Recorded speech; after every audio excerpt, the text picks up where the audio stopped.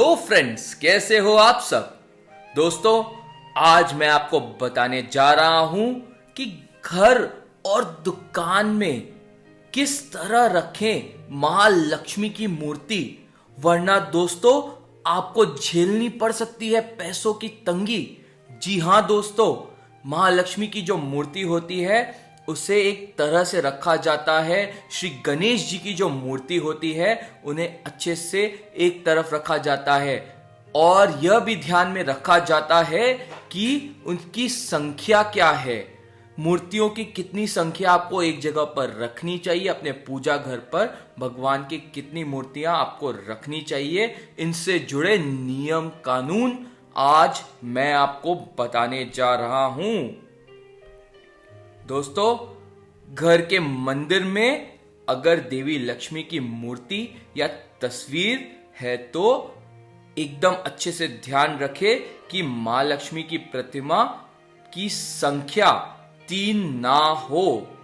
दोस्तों, ऐसा होता है कि घर का जो मंदिर है, कभी कभी हमें कहीं ऐसे ही मां लक्ष्मी की प्रतिमा एकदम सामने अचानक दिख जाती है।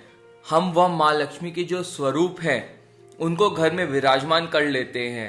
एक तो हमें मां लक्ष्मी की प्रतिमा हमेशा रखनी ही चाहिए और उसकी डेली पूजा करनी चाहिए।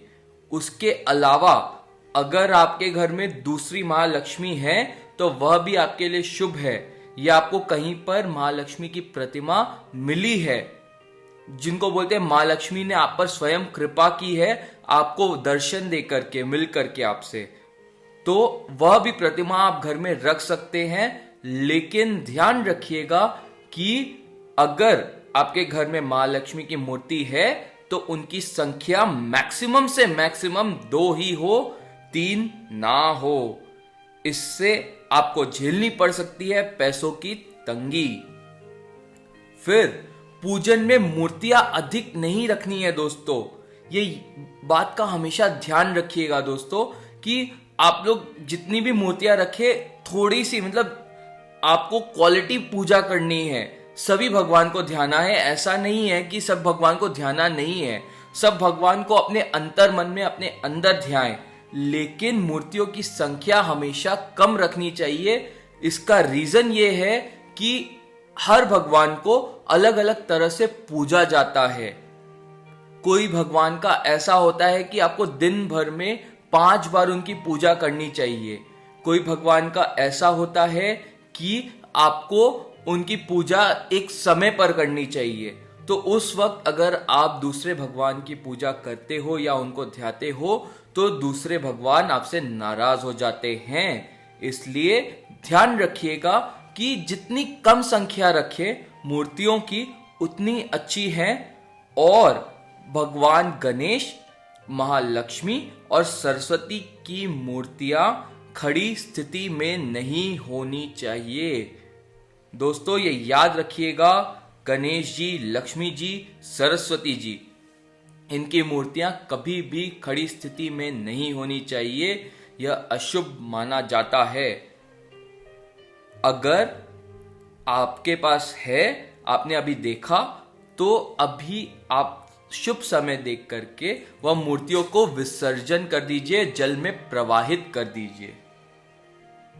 फिर दोस्तों, घर के मंदिर में श्री गणेश की संख्या किसी भी तरह से 3 नहीं होनी चाहिए। दोस्तों, ये बात एकदम याद रखिएगा।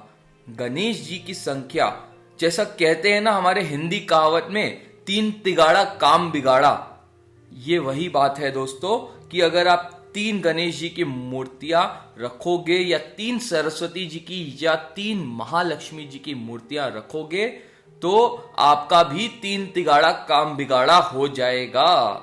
तो याद रखिएगा कि घर के मंदिर में गणेश जी की संख्या 3 नहीं होनी चाहिए, 3 से कम होनी चाहिए। आप चाहे तो एक काम कर सकते, 3 से ज्यादा भी मत रखिएगा, लेकिन आप 2 रख सकते हैं। फिर दोस्तों, तरक्की और सम्मान पाने के लिए पूजा घर में भगवान सूर्य की प्रतिमा या तस्वीर भी रख सकते हैं। लेकिन याद रखें घर के मंदिर में एक ही सूर्य प्रतिमा हो। दोस्तों, सूर्य को पूजना जरूरी होता है, ये बात याद रखिएगा। और तरक्की और सम्मान, सूर्य सम्मान का प्रतीक है। अगर आप उनकी प्रतिमा अपने घर में विराजमान करोगे तो हो सकता आपको बहुत ज्यादा तरक्की मिलेगी, सम्मान मिलेगा। फिर दोस्तों ध्यान रखें कि घर में बने मंदिर से ऊपर और नीचे किसी तरह की गंदगी ना हो। इन जगहों को पूरी तरह से साफ रखें। दोस्तों, एक चीज मैं आपसे पूछना चाहता हूं, जहां पर आप रहते हो, जहां पर आप सोते हो, क्या वहां पर आप गंदा रखते हो अपने घर को? भले ही रात को कितना भी लेट हो जाए, लेकिन आप उस जगह को साफ करके सोते हो, है कि नहीं? तो एक चीज और याद रखिए कि अगर आपको अपने भगवान, जो आपके घर में भगवान विराजे हुए हैं, उनकी प्रतिमा विराजने से कुछ नहीं होगा। भगवान को मन में विराजना पड़ता है, तब भगवान आपके घर में विराजेंगे। तो अगर भगवान को आपको घर में विराजना है, भगवान की प्रतिमा नहीं, भगवान की प्रतिमा तो जरूरी होती है, लेकिन उनको अगर घर में आपको विराजना है तो जिस जगह पर आपका पूजा घर हो वहां तो जरूर ही साफ रखे, पूजा घर एकदम साफ रखे। उससे मां लक्ष्मी आपके घर में आएंगी, गणेश भगवान आपके घर में विराजेंगे, मां सरस्वती आपके घर में विराजेंगी, आपकी सारी कष्ट दूर हो जाएंगी। गणेश जी, जिनका नाम विघ्न हरता है, वह आपके सारे विघ्न हर लेंगे।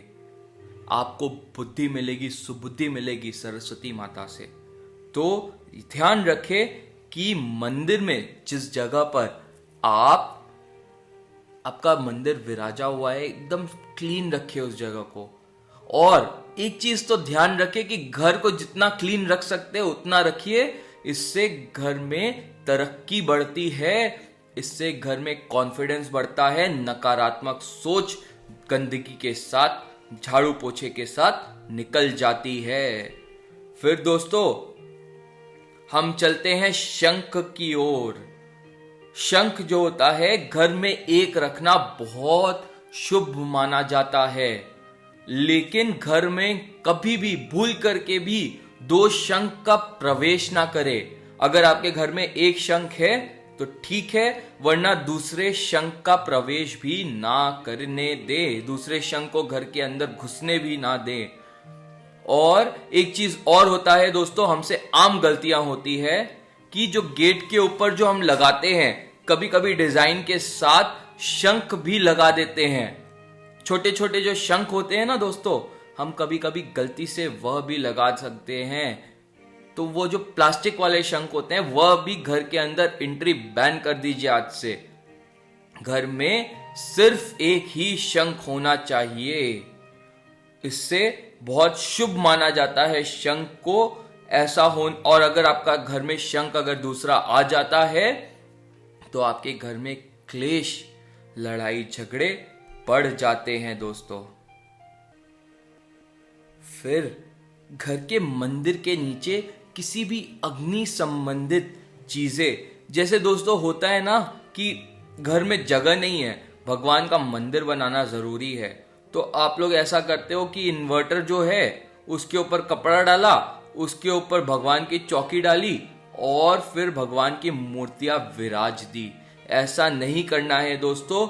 अगर भगवान की मूर्ति के नीचे कोई इन्वर्टर हुआ या अग्नि वाली चीज हुई या फिर जो मोटर बोलते हैं ना, वैसी कोई वस्तु नहीं होनी चाहिए, क्योंकि भगवान, अब भले ही आप 2 स्क्वायर फीट कम रख लो, एक चीज मेरी बात मानो, आप भले ही 2 से 4 स्क्वायर फीट कम कर लो या भगवान को कोई अच्छे कोने में देख के घर के विराज दो, भले ही आप 2 स्क्वायर फीट कम में रह लो, लेकिन भगवान को अगर आप वो 2 square feet, 4 square feet, 5 square feet दोगे तो भगवान आपको हजारों स्क्वायर फीट दान में दे देंगे, भगवान आप पर कृपा कर देंगे, क्योंकि वह परम कृपालु हैं।